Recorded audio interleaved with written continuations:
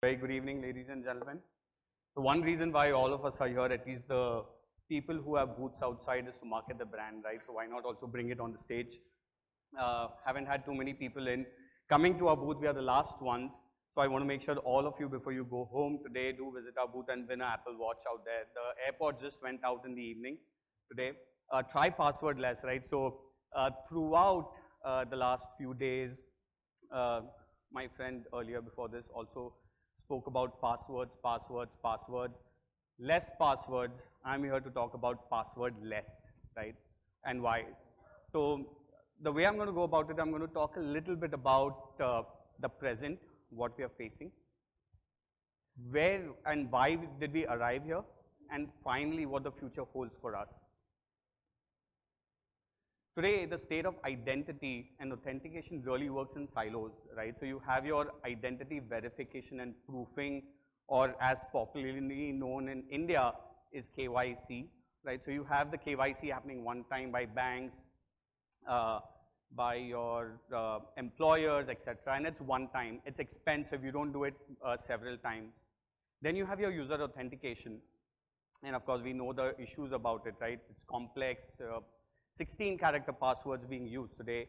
And last but not the least is the fraud detection, which really works in silos, right? And we are not very sure in terms of whether they are able to detect on time or even prevent it.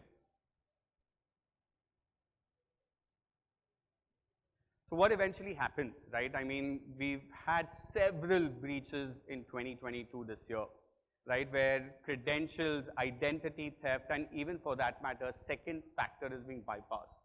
It's led to significant challenges for us as enterprises to be able to protect our users, right? And we all know the names. There was a very recent breach that happened yesterday, I was informed as well, for a large enterprise. What it results into, I mean, besides the amount that's involved around ransomware or phishing, fraud and security, it also does impact loss of company reputation and the brand image of the company, right? The experience of your users, right? I mean, loss of trust is a big one. You don't want to lose business and customers because they've lost trust on you.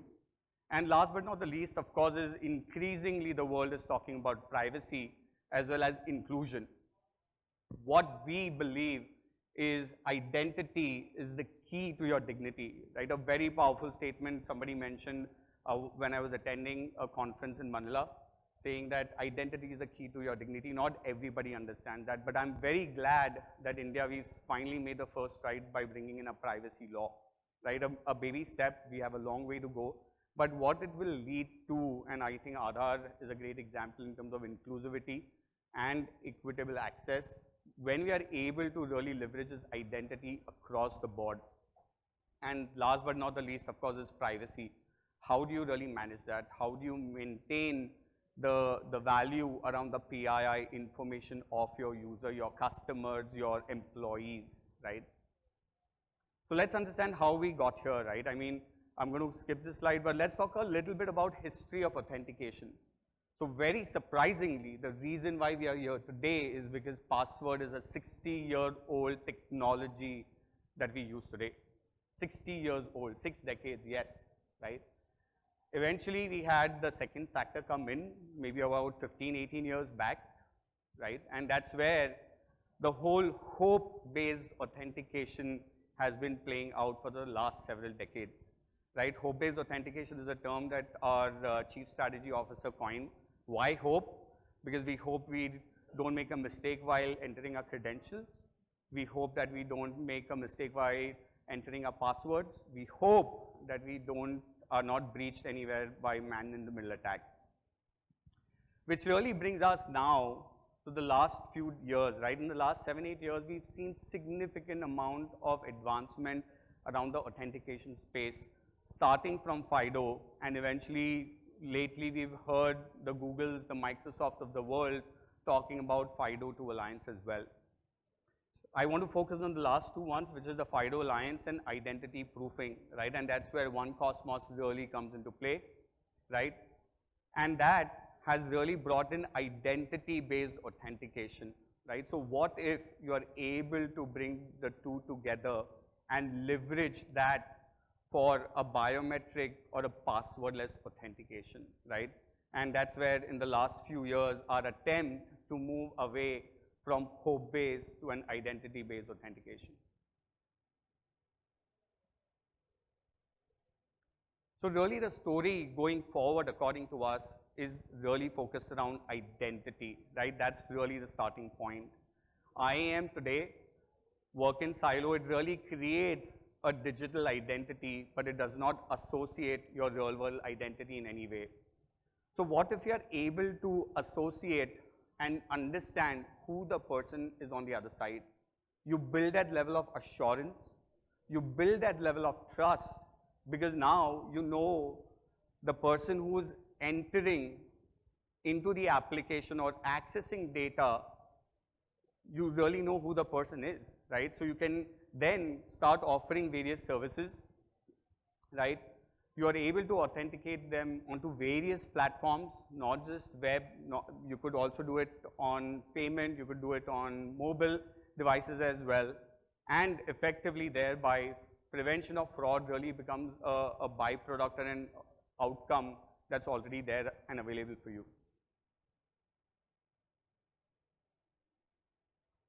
So here to us is really the core focus around the future of identity, where we are merging everything together, where you have identity, where you are proofing the person by bringing in their government issued documents like a passport or a driving license on an Aadhaar. And you could go ahead a step further and also verify it against a third-party database. I mean, there are services available globally like AMBA in the US or UAE Pass, Sync Pass, Australia. We do have Aadhaar here, but of course the access is very limited in terms of what kind of use cases are there, and access are very limited to the enterprises who can avail of those services, right? But if you are able to get that done, proof that identity and store that identity in a very secure digital wallet, right? You then take that identity which you now converged with your digital identity and your real world identity, use a component of that in terms of your biometric to use it as a form of authentication, right? And now what it does is that digital wallet is encrypted, and a part of the information gets stored on the blockchain using the private key. And that addresses a lot of privacy concerns as well, right? Digi Yatra is a classic example. I was just having discussion with Mr. Nankumar Sarvade, who's come on our advisory board, and he asked me about Digi Yatra, right? That how do you understand the privacy concerns around it? I think it's a really, really beautiful thing that the government is doing with Digi Yatra. It really captures the essence of what we do here today, right? It addresses privacy because it's stored on the blockchain and nobody can really access it, right?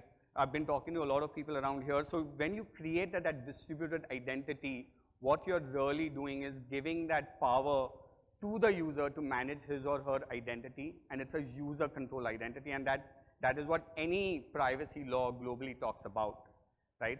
Now what you've effectively done is you can then take the employee, you can take the contractor, be it a customer or even a citizen, availing different services within the enterprise as a workforce, as a citizen to the government.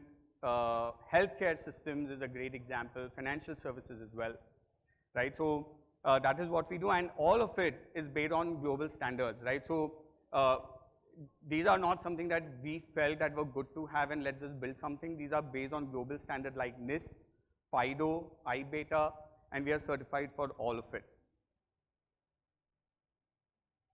So what it really comes out is, if you've not really tried it, you should come to our booth at 61 and try it out. It gives you a frictionless onboarding, right? You're able to onboard your employee, you're able to onboard your customers in a very short period of time because you're now able to verify the customer.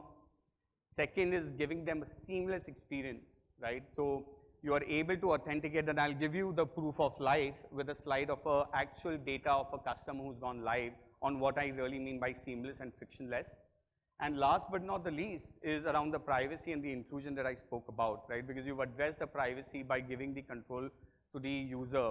And when you're using authentication, you're also taking it a level higher in terms of security by bringing in the live ID, right? And that's really blink, smile, turning left, right. So you're asking the person to show that he's a real person and not just something that you know or that you have, but really prove who you are.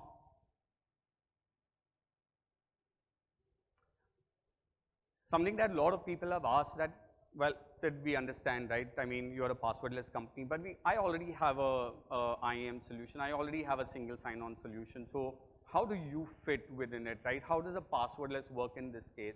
Well, this is how it works, right? So we come in as an orchestration layer right on the top, right? So we are really bringing in a new a phase of IAM. I like to call it the pre-authentication state, where we come in the identity verification or the identity proofing state.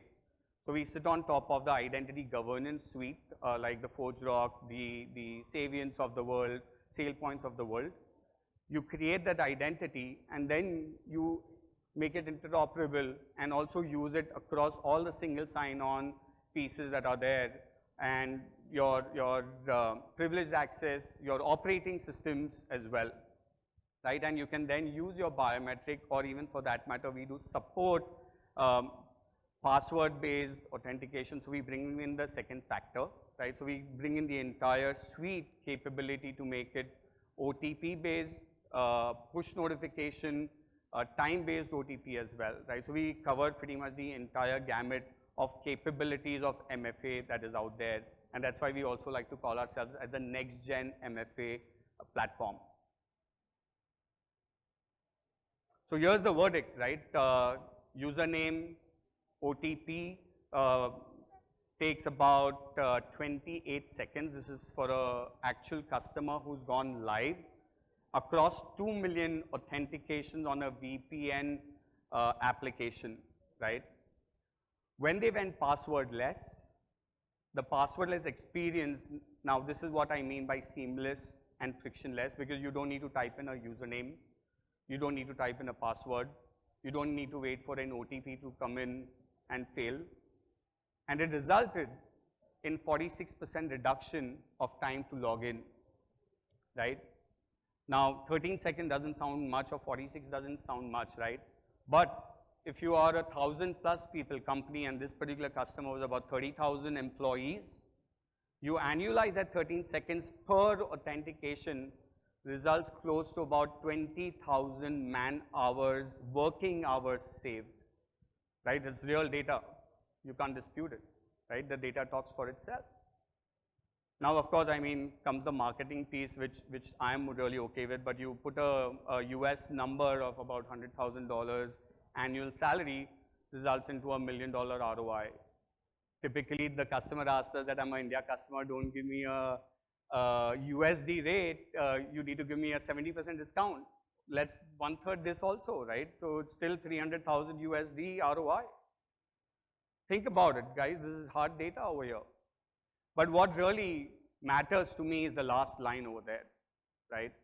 Is that when a user is given a choice, the user will always take the path of less friction. And what less friction means is that if me as a user, I don't need to remember my username, I don't need to remember my passwords, I can simply log in passwordless. I would take it hands down any day, right? So I just want to leave you with a quick demo of our capabilities. So we go passwordless even for workstations. So instead of entering your user ID and password, you click on the icon over there, which gives you a QR code. You open the Block ID app, you scan the QR code, and you give your live ID. That's Samai Kingal, our Chief Strategy Officer, so blink and a smile, and he gets successfully authenticated in the Windows workstation. And that is the power of passwordless, right? Many use cases across the board, which starts with onboarding, access control, transaction authorization, digital documents, authentication across various applications, and we are more than happy to discuss about it at booth number 61. I hope this was useful and brought in a slightly new perspective, moving away from passwords to less passwords to passwordless journey. Thank you so much, gentlemen. Have a good evening.